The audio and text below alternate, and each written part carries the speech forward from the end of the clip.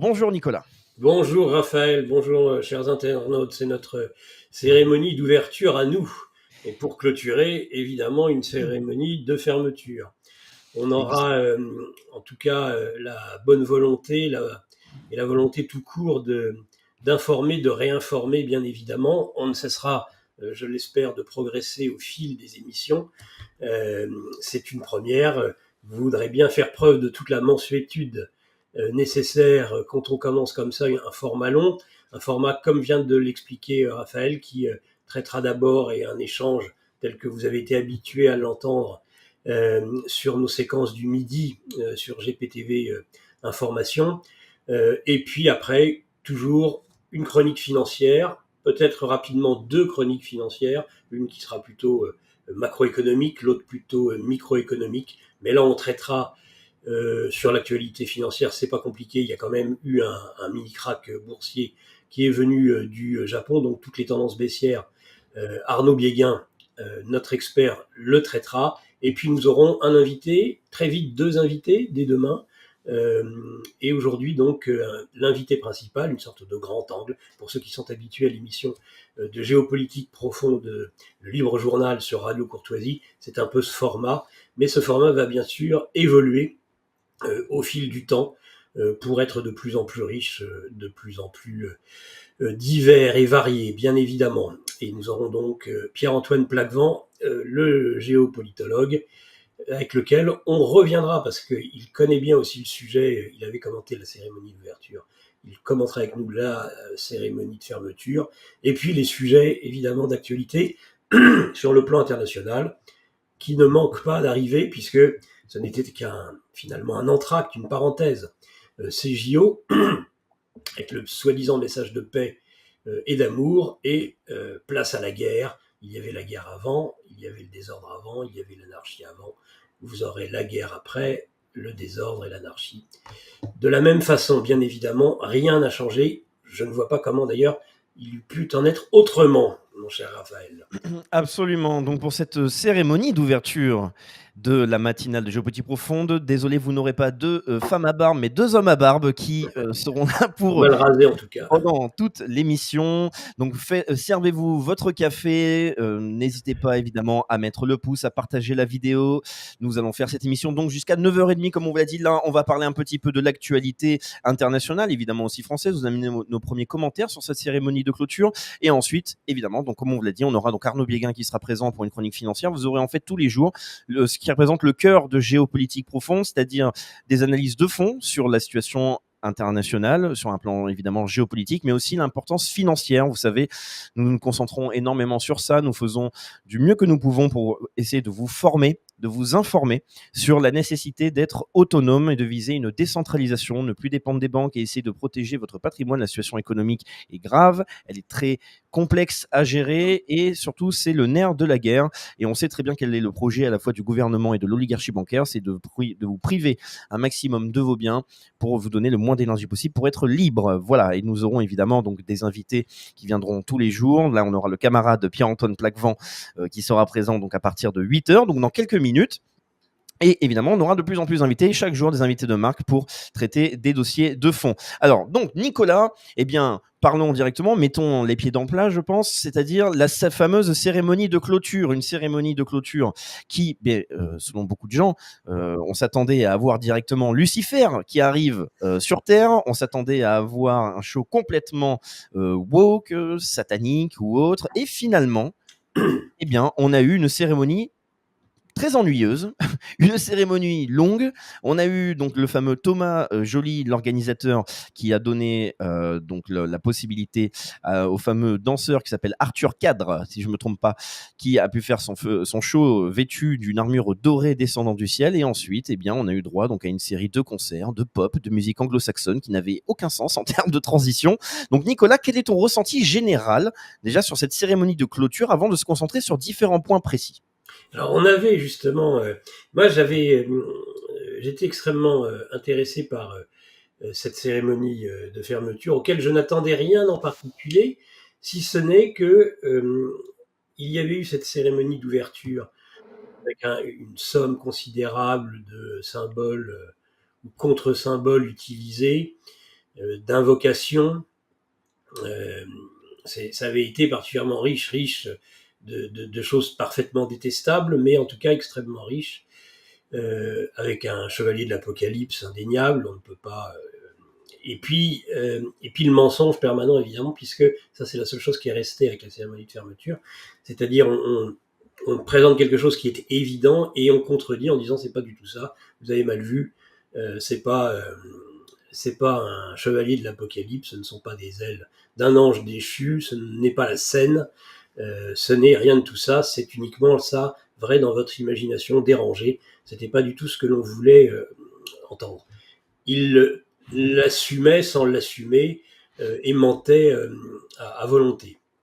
Donc, moi, la question que je me posais, c'est que maintenant, puisque c'était le mot d'ordre de Thomas Joly, déconstruire, briser, casser les codes, une fois qu'on a cassé les codes, une fois qu'on a tout déconstruit, qu'est-ce qui reste et qu'est-ce qu'on propose?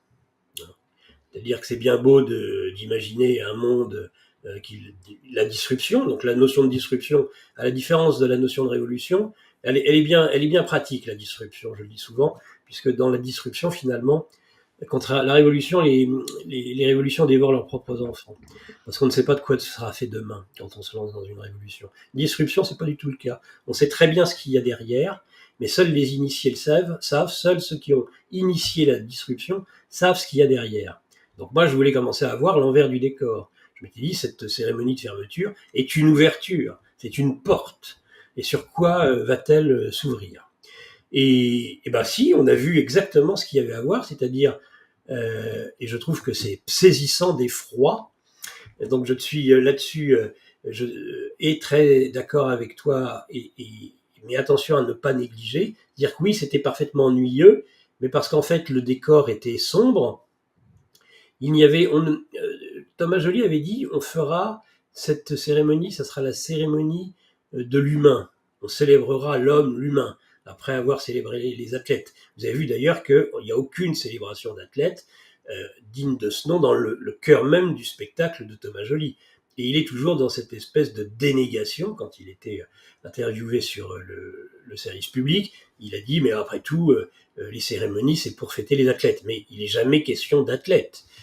Au contraire, c'est comme le CIO, ce sont des organismes parasitaires. Les cérémonies sont en fait des parasites qui se greffent sur l'effort, sur le dépassement, sur le surpassement d'un certain nombre d'êtres humains, en effet, qui sont absolument extraordinaires dans leurs épreuves, pensez-vous, et ça, il ne s'agit pas du tout de peine à jouir là-dessus, ce sont les meilleurs au monde dans leurs épreuves. Ce sont des athlètes qui ne sont pas à négliger. Ce qu'ils font, cette façon dont qu'a l'homme, cette capacité à se surpasser, elle est remarquable. Mais c'est le problème de tout ce qui est de l'ordre du démoniaque. En tout cas, pour moi, c'est de l'ordre du démoniaque, du parasitaire. C'est que tout ce qu'il y a de plus beau sur Terre, bien évidemment, il y a une recherche de la captation. Ils n'utilisent pas, ils ne sont pas venus par hasard sur le CIO. Le président du CIO ils ne tiennent pas tous à leur place, accrochés comme des mollusques à leur rocher, si il n'y avait pas un intérêt majeur de parasiter quelque chose de beau, et eux pour faire passer un message qui n'a rien à voir, évidemment. Donc, si le fait d'avoir cette espèce de théâtre lunaire, cette terre est ravagée, semble-t-il, quand arrive Lucifer, et bien sûr que si, c'est Lucifer, et ce pour une raison très simple. Il l'appelle le Golden Voyageur. Donc de toute façon, tout ça est truffé d'anglicisme du début à la fin. Hein, c'est la French Touch. Alors, c'est amusant, moi j'adore. Quand on parle de French Touch, ou de French Flair d'ailleurs, par exemple pour le rugby à une époque on disait ça, c'est-à-dire qu'on emploie des termes anglais pour parler de quelque chose qui serait proprement français, c'est absolument c'est inouï. Ça aussi, c'est du parasitage. On parlera d'Iseult à la fin, hein, qui est quand même que Macron avait fait marraine en 2024 de la francophonie, pour quelqu'un qui dit qu'elle déteste la France, qui a immigré en Belgique tant elle déteste la France. Ça, on va pouvoir en parler aussi de cette Iseult woke, qui n'a rien à voir évidemment avec l'Iseult de Tristan. Donc, on est sur un paysage qui est totalement dévasté, Et Thomas Joly, voilà, vendredi, avait réuni l'ensemble des journalistes qui couvraient l'événement pour expliquer un petit peu, pour divulgacher, comme disent certains, pour spoiler un peu son propre spectacle et donner la bonne parole et expliquer ce qu'il fallait comprendre, ce qu'il fallait entendre, puisque vous avez plusieurs niveaux évidemment de lecture. Le niveau basique pour 1 milliard de personnes, tel qu'il est retranscrit sur le service public, où on dit absolument rien, on dit ah oui c'est le Golden Voyageur, alors d'où il vient on n'en sait rien, enfin il y a absolument rien, il y a pratiquement rien à voir, on fait quelques références cinématographiques pour ceux qui en ont, on dit c'est la rencontre du troisième type, c'est ceci, c'est cela, qu'importe. Mais par contre, il avait tenu un discours aux journalistes. Et alors, il y avait quelque chose qui était proprement inouï, puisqu'il reconnaissait que son héros principal, dans cette cérémonie, eh bien, les oripeaux seraient une représentation du génie de la liberté de la place de la Bastille. Parce que des journalistes incultes ont repris tel quel. Je vous renvoie à un article principal du Figaro paru dimanche matin dans les coulisses de la cérémonie de Thomas Joly. Il le dit clairement. Voilà qui est ce personnage. Mais qui est le génie de la liberté? Comment est-il représenté? De façon très simple. Vous l'avez à la place de la Bastille. Il a le feu dans une main, il a les chaînes brisées dans l'autre main, et il a au-dessus de la tête une étoile à 6 branches qui est l'étoile du matin. Qui est-il? Et c'est un ange, évidemment. Qui est cet ange qui est l'étoile du matin dont on parle, dont Isaïe parle? C'est Lucifer, qui est jeté avec le tiers des anges. Dans sa chute, il entraîne le tiers des anges, qui vont être des anges déchus. Et c'est la création de l'enfer, en quelque sorte.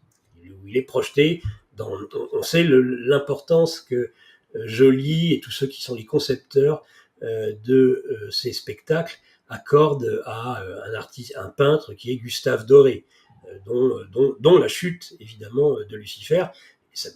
Et ça, Raphaël, tu l'avais expliqué depuis le début, qu'on avait cette affiche de la cérémonie finale, qu'il y avait quelque chose qui était à voir avec la chute. Et la chute, ça ressemblait à un homme sur l'affiche, mais là, il ne s'agit pas d'un homme. Comment peut-on nous dire que c'est un homme?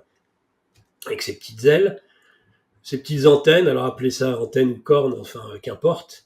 On a affaire en nouveau à des êtres tous masqués, et donc la chute, il tombe sur Terre, et puis après un moment de sidération, ceux qui sont censés être ses camarades, ses compagnons de voyage, d'Odyssée, c'est pour ce qui est une escroquerie, hein, c'est honteux de dire des bêtises pareilles, de prendre à ce point les gens pour des imbéciles. C'est surtout ça qui est le plus qui moi m'insupporte le plus, c'est quand on insulte l'intelligence des gens et la capacité de compréhension et d'analyse. Et donc évidemment, c'est le tiers, hein, c'est 101, je crois, ou voyageurs, mais qui en fait sont le tiers des anges du ciel qui tombent et qui vont, dont on va parler peut-être par la suite, restaurer cet olympisme dont on ne nous explique pas, puisqu'il s'agit d'une dystopie, c'est-à-dire quelque chose qui est futuriste et qui est plutôt noir, finalement tout est tombé en poussière. Et il n'y a plus que des anges déçus pour redresser ce quintuple entrelacement d'anneaux, des anneaux olympiques. Donc qu'a-t-il bien pu se passer pour que cette terre soit désertée de tout homme? Et où est l'homme? En quoi l'homme est-il au centre de cette cérémonie alors qu'il y a totalement disparu? De toute façon, l'homme est nié dans l'ensemble des cérémonies de Thomas Joly et de Patrick Boucheron de la façon la plus évidente, c'est que tous se présentent masqués. Et le propre de l'homme, c'est évidemment son visage. Et quand cet horrible schtroumpf bleu prétend que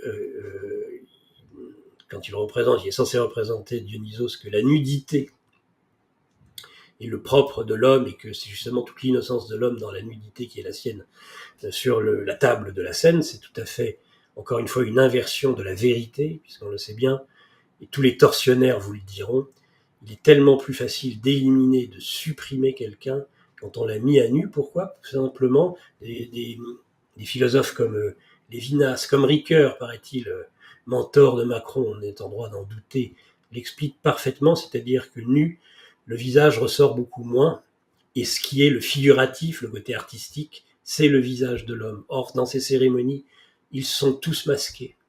Ils ont tous des masques, qu'on pourrait être masque de bourreau, masque de ce que vous voudrez. En tout cas, on est dans une forme de défiguration, d'un art défiguratif. Et ça aussi, c'est aussi la marque de la destruction. Alerte Info. Géopolitique profonde prend sa place dans le paysage médiatique français. Bonsoir à tous, vous êtes sur Géopolitique profonde, la chaîne qui est là pour remplacer les médias subventionnés. On investit maintenant la rue. Et on veut vous entendre. Le gouvernement de M. Macron nous a obligés et nous a enfermés chez nous. Mais on a besoin de votre soutien. Alors cliquez sur le bouton j'aime pour nous soutenir.